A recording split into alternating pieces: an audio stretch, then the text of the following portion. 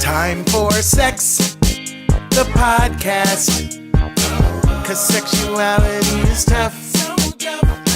And okay, sex just isn't good enough. No. Time for sex. Hey everyone, welcome to Sex the Podcast. Erica Miley here. Today's episode is going to be a solo episode, just me and you. We're going to talk about sex and conflict. What happens to the body during a conflict? How do you come back from it? How do you establish maybe a makeup ritual, or how to repair so that you can have some fun? Hiya everyone.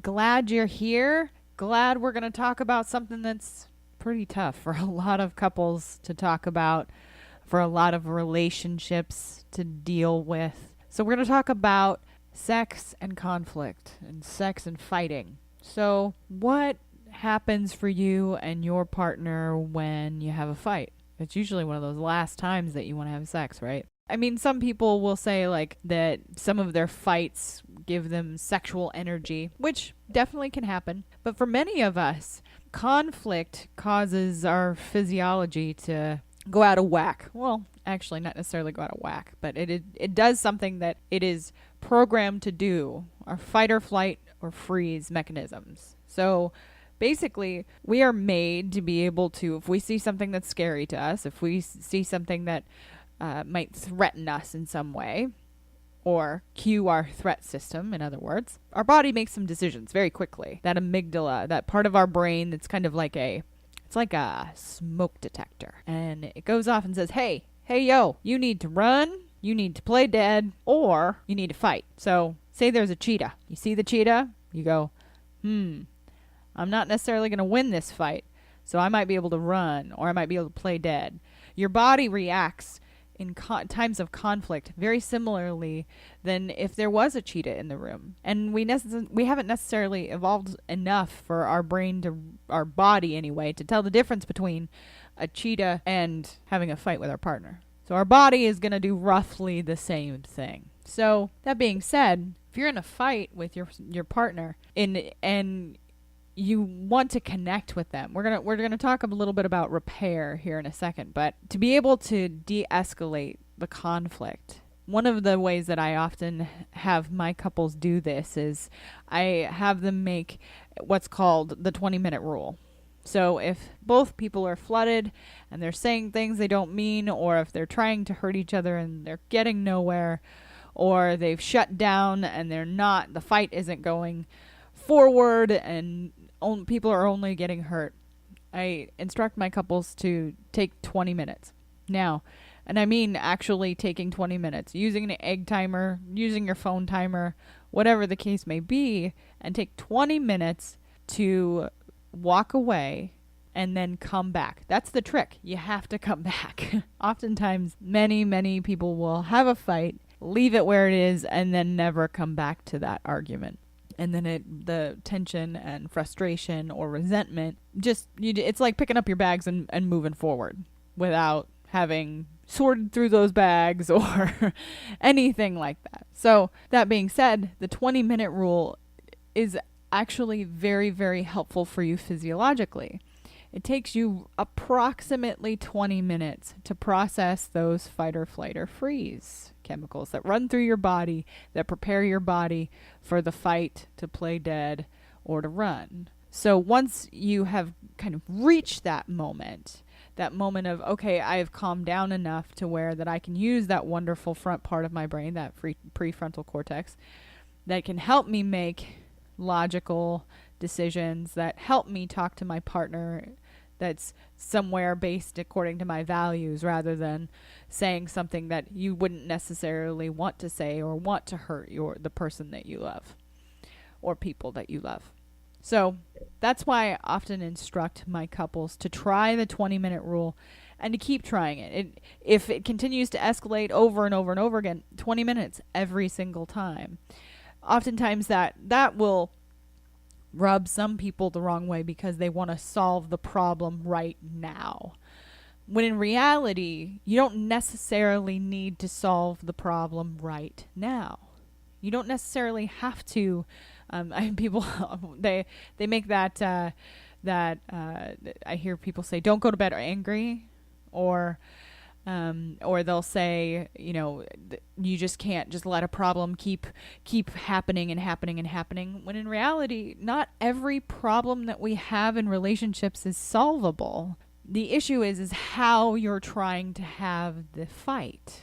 Can you have the fight in a productive way? Can you find a way to communicate with one another that allows you to get your point across and help someone understand your perspective, and maybe then you understanding their perspective, and still maybe not come to an agreement, but at least you've kept the relationship, which is the aim, right? We're made for connection. And so the aim of a conflict should be to grow and learn about one another, rather than someone having to take the other side. Now, in our culture today, that's very difficult, but that's for another show. But I want people to think about conflict maybe in a different way, and think about it as an opportunity for growth.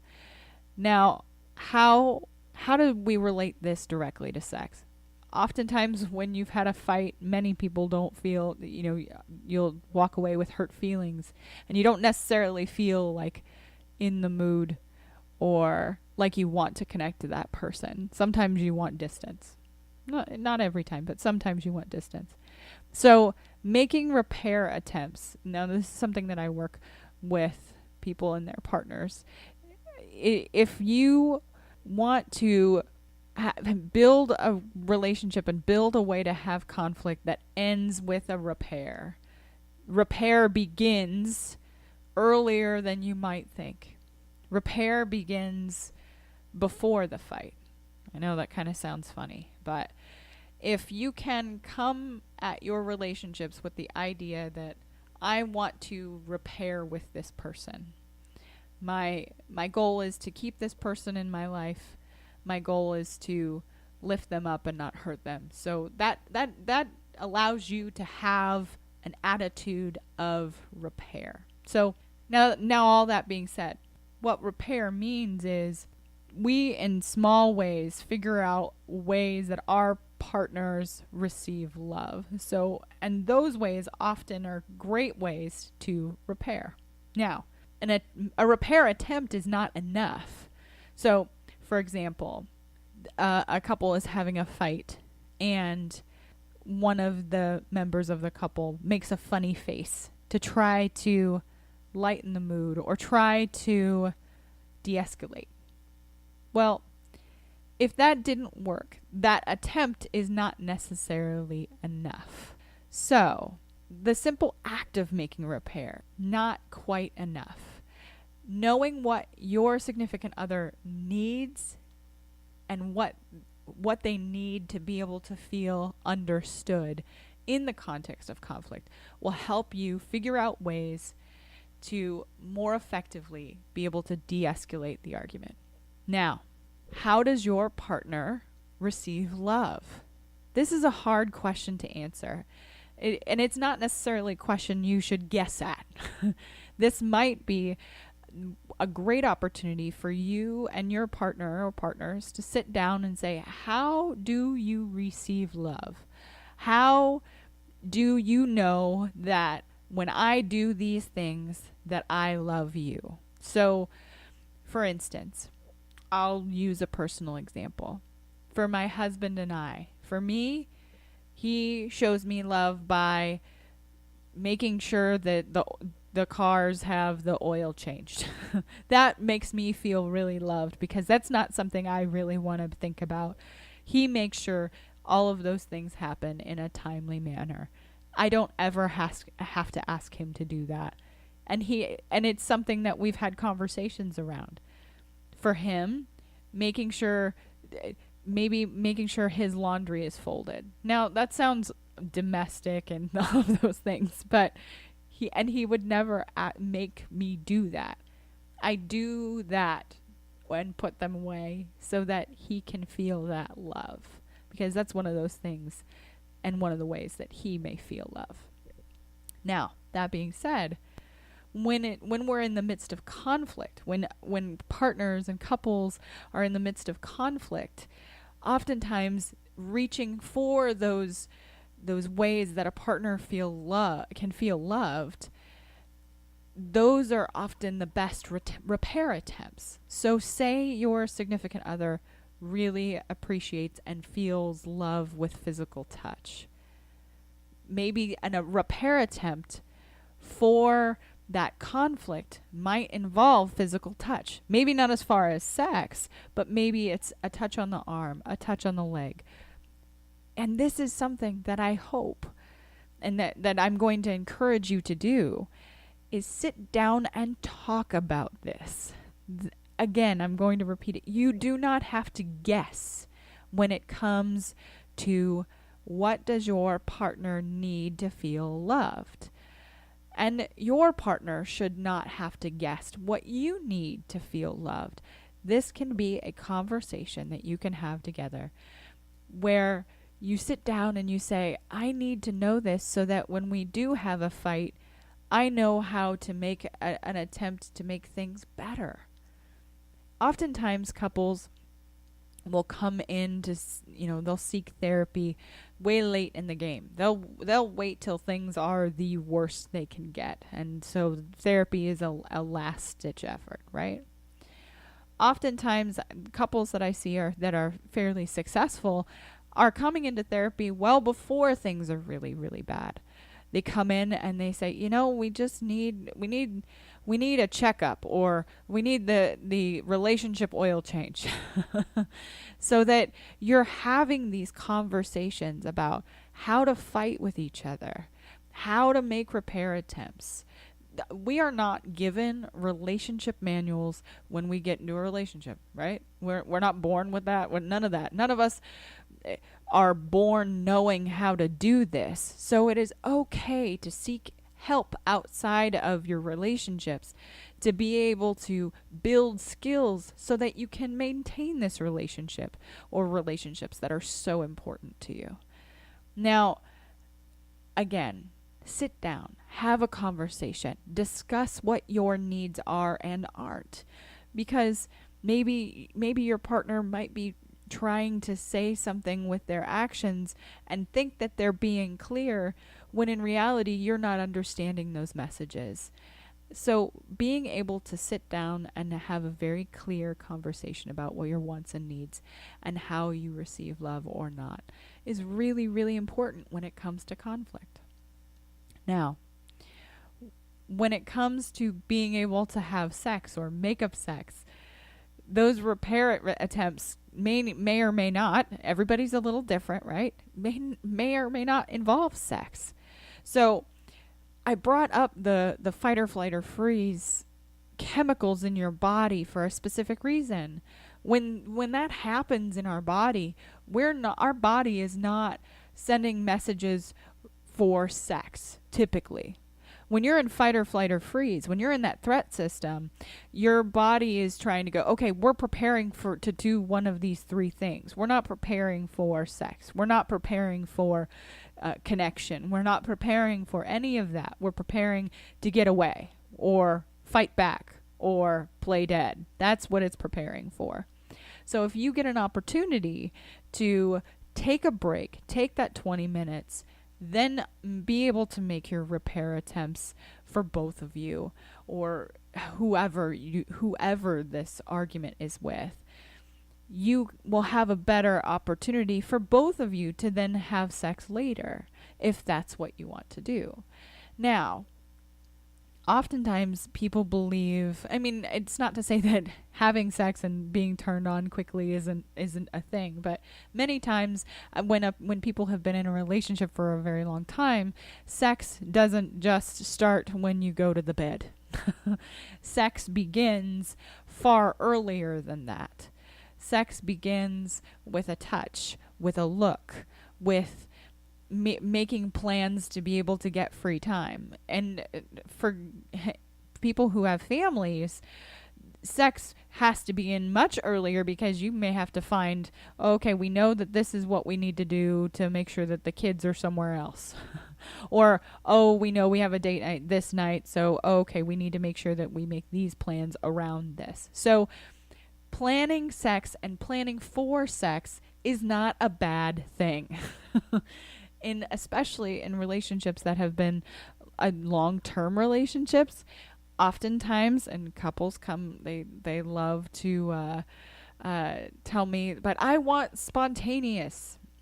Oftentimes when you've been living a life that has a family and children, and or say you have a life that is polyamorous, you have other partners and other schedules to think about.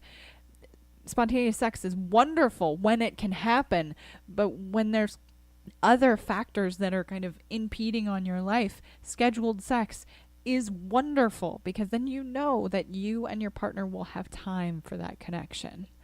So the relationship between conflict and sex can be murky, because sometimes we forget that when our body is aroused, not necessarily even sexual arousal, just aroused, that heart rate goes up and you feel that flush go across your body. That can be sexually arousing to some people. So what I mean for all of you to understand is that conflict for many people does not necessarily kickstart their libido. Doesn't necessarily kickstart them wanting to have sex. So considering who your partner is, figure out who they are. And I'm not saying sit down and like try to read their mind. That's not it at all. Like I said before, have very clear conversations and ask questions. What do you need from me to know that you feel loved? Or what do you need from me to be able to plan for sex? What do you need from me when we've had a fight and when we want to repair and then plan for sex?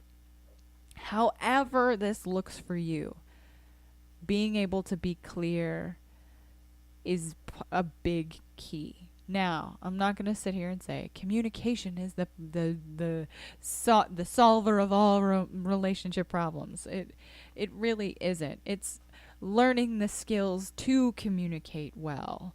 So that may take something like going to therapy, or it might take learning by reading some books, and especially if it's skills that you don't already have. Like I said, we're not born and handed the rule book for relationships. So remember how to have a conversation, to be able to figure out how each one of you needs to feel love. Learn how to make repair attempts and then follow through with those attempts. Not just one attempt and then call it a day. Those attempts are not necessarily the only thing that will work. Figuring out how to be able to have a good fight, how to fight fair, and fairness for both of you might mean something different. Some people are triggered by swearing. Some people are triggered by yelling. Figuring out I often talk to my couples about this as far as like rules of engagement, not rules of getting married, but rules of war. What are your rules of war? How do you have a fight? What are things that make you as a person shut down? Or what are things that make you yell, if that's something that you typically kind of resort to when you're having a fight? Really thinking about, how do you have a fight? How do you repair from those fights? And then how does your partner receive love, and how do you receive love? So those are kind of the three main takeaways from this podcast. If you have questions, or if you have if you would like to know more information or want to gain a resource for marital therapy, feel free to contact me. Come to ericamiley.com. There's it'll pop up a box for you to put your email in, and you'll start receiving my newsletter, which I think you would love, by the way.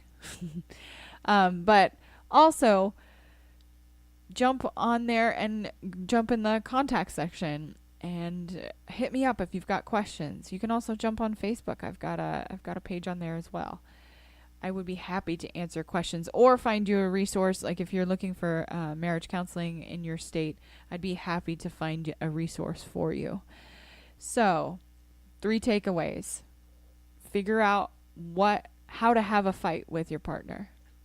How does you and your partner know you're receiving love from the other? And how do you want to have fights? That's kind of the main takeaway. Anyway, I would love to hear from every single one of you. Like I said, jump on the website, put your email in there. I'd love to be able to send you a newsletter and connect with you. If you have questions, I'd be happy to answer them. I'm still taking a few clients if you're in the state of Washington. And you can also find me on my website for that as well, ericamiley.com. Thank you all for sticking around. I hope you have a wonderful week. See ya. It is time for Ask a Sex Nerd. So this week, I'm going to talk about something that I feel like this question happens all the time for, probably every sex therapist, sex educator. The question is, does size matter? Does penis size matter? So the consensus is they have asked women in various many studies about this actually, that whether or not they thought their partner's penis was big enough. Now, most women, not all, most women agree that it is how that penis is used. And if you think about it, that is ultimately the case because we only have so much depth to give as far as vaginas go. Vaginas are not, they are typically anywhere, and this is, everybody varies, everybody's biology varies. They are roughly ish 2 to 5 inches deep ish. I'm saying ish because, again, every person is a little different. So, that being said, penises on average run from 2 to 7 inches ish. Again, there is variability among that as well. But here's the thing. It comes down to, are you connected to your partner? Are you asking questions of your partner and finding out what they like? Again, it goes back to, how do you use it? And typically, the people who care more about penis size are men. And this is something that I think this question is often, men are marketed to as well about this. I mean, I'm sure many men and women have gotten in their email box, how to have a bigger penis, like the scary creams and things like that are offered on the internet. So, the end of the day, does size matter? Ultimately, not all that much. It is, are you connecting with your partner? Are you communicating with your partner?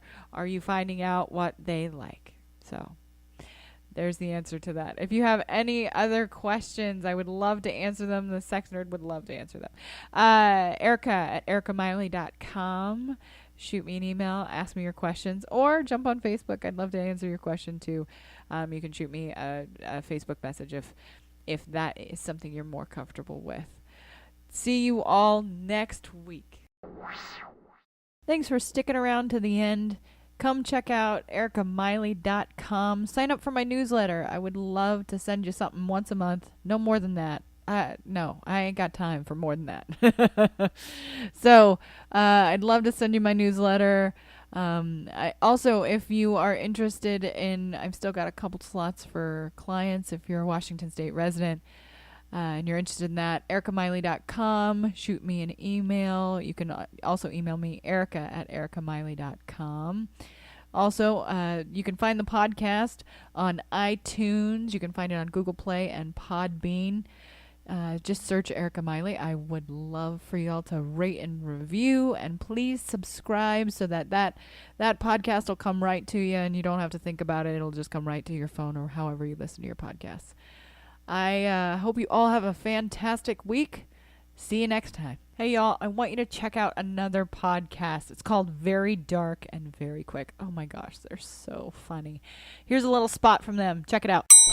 Very Dark, Very Quick is a delicious talk and variety show, squished around interviews with a side order of skits, a double heaping of characters, and hot steaming weirdness. Each episode, Mike and Aaron order up a new topic and serve it up to you as the Blue Plate Special du jour. You can catch Very Dark, Very Quick on iTunes, Stitcher, Google Play, and blogtalkradio.com. Very Dark, Very Quick is a member of the Astro Panda Network, vegan-friendly, MSG and GMO-free.